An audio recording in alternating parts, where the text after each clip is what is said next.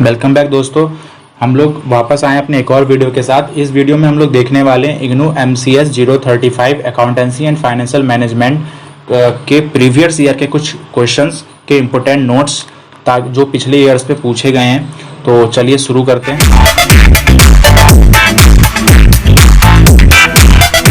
तो पहला है बिजनेस एंटिटी कॉन्सेप्ट, यानी the business entity concept holds that business is separate from its owner. Transactions therefore are recorded from the viewpoint of business.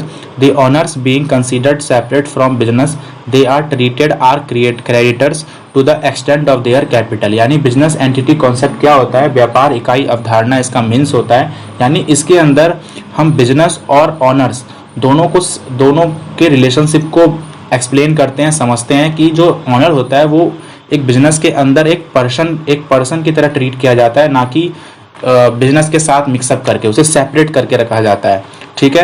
और जैसे हाल मान लीजिए ऑनर कोई कैपिटल में से कोई खर्च कर लेता है पर्सनल यूज के लिए, तो उसे वो एक क्रेडिटर्स की तरह उसके अंदर नोट किया जाता है, ना कि पर्सनल यूज के लिए अगर कोई पैसा निकालता है तो वो क्रेडिटर्स ही कहलाता है अपने बिजनेस के लिए। ओके।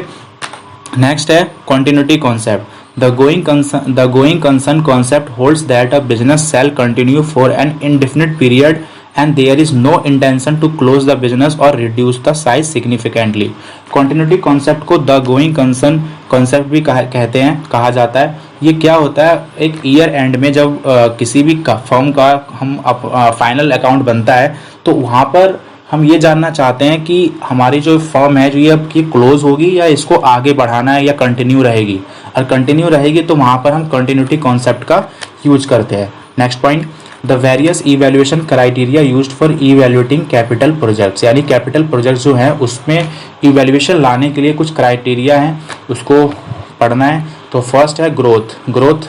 ठीक है, ग्रोथ है तो ग्रोथ का होता है विकास। किसी बिजनेस के विकास में क्या चीज़ें अफेक्ट करती हैं वो बताया हुआ है। जैसे फर्स्ट है growth, investment decisions affect the growth rate of the firm. A firm's decisions to invest in long-term assets will have a bearing on the rate and direction of its future growth.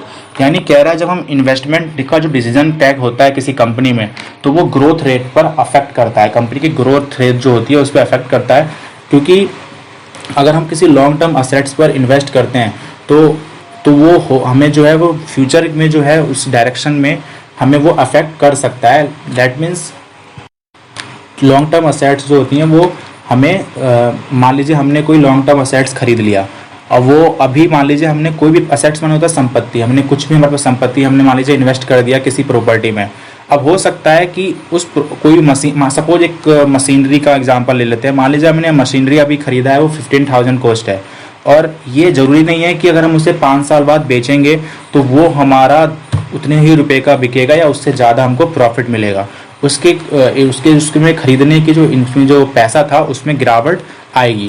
तो यही investment firm के future growth पर affect करती है। Next है risk. The capital assets are financed by a mix of internal accruals, long term borrowings and issue of fresh equity. जो risk होता है, अगर हम मान लीजिए कहीं पैसा मतलब कहीं भेजते हैं, मतलब भेजना इन द सेंस इन्वेस्ट करते हैं तो उसमें रिस्क होता है। नेक्स्ट है funding. Investment decision generally require large amount of funds which make it imperative for the firms to plan their investment program very carefully and make an advance arrangement for procuring finance internally और externally। यानी जब investment करते हैं तो उसके लिए funding चाहिए होती है, तो वो फंडिंग बहुत लार्ज अमाउंट में भी हो सकती है।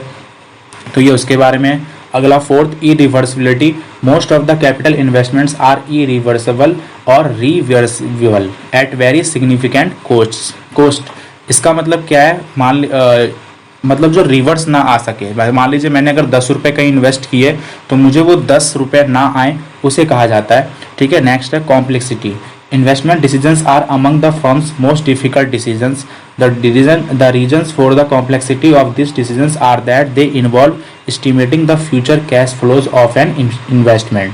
कह रहे हैं कि इन्वेस्टमेंट जो होता है वो डिसीजन जो होता है किसी भी फर्म के लिए बहुत ही डिफिकल्ट, कठिन डिसीजन होता है, तो उसमें बहुत कॉम्प्लेक्सिटी होती है। तो अपना नेक्स्ट पॉइंट देखते हैं, capital gearing ratio. It shows relationship between the variable equity share capital including all reserves and distributed profits. ठीक है। And fixed cost wearing capital, इसमें क्या क्या होता है, ये शो करता है, it shows relationship between two types of capital. ठीक है, कैपिटल गियरिंग रेशियो का क्वेश्चन आता है एग्जाम के अंदर। इसके अंदर क्या होता है कि हमें कुछ क्वेश्चन दिया जाते हैं और उसमें बोला जाता है कि कैपिटल गियरिंग रेशियो निकालिए इस डेटा से। तो हम कैसे निकालते हैं, तो मैंने यहाँ पर बताया दो चीज़, ये जो हमारा ये रिलेशनशिप बताता है किसमें, एक इक्विटी शेयर कैपिटल यानी between the variable equity share capital में। इसमें क्या होता है, ये इंक्लूड करता है ऑल रिजर्व्स हो गए और डिस्ट्रीब्यूटेड प्रॉफिट्स हो गए, यानी ठीक है, रिजर्व्स यानी जो हम अपने फंड जो जमा करके रखते हैं ताकि जो ऐसे समय पर यूज किए जाएं। And fixed cost wearing capital क्या होता है, ये शो करता है relationship between two types of capital, ये दो टाइप्स के कैपिटल का रिलेशनशिप शो करता है। ठीक है, फॉर्मूला क्या होता है कैपिटल गियरिंग रेशियो फाइंड करने का, फॉर्मूला होता है fixed cost bearing capital divide by equity share plus reserves plus profit और लॉस बैलेंस। ठीक है, और हमारा जहाँ पर फिक्स्ड कॉस्ट बियरिंग कैपिटल बराबर में क्या होता है, preference share capital plus debentures plus long term loans. ठीक है, तो कुछ एग्जांपल कुछ इस तरीके से क्वेश्चन रहेगा, आपको इक्विटी शेयर कैपिटल रहेगा दिया हुआ 7%, preference share capital 8%, redeemable preference share capital 6%, debenture और जनरल रिजर्व्स। ठीक है, इसके साथ इवेल्युएट करना है हमें, क्वेश्चन को फाइंड करना है। तो हम फॉर्मूला देखते हैं, फॉर्मूला में पहला हमें क्या बोला था, फिक्स्ड कॉस्ट बियरिंग कैपिटल, जो क्या होता है, जिसके बराबर में होता है प्रीफरेंस शेयर कैपिटल। हाँ, प्रीफरेंस शेयर कैपिटल बराबर में क्या है 60,000।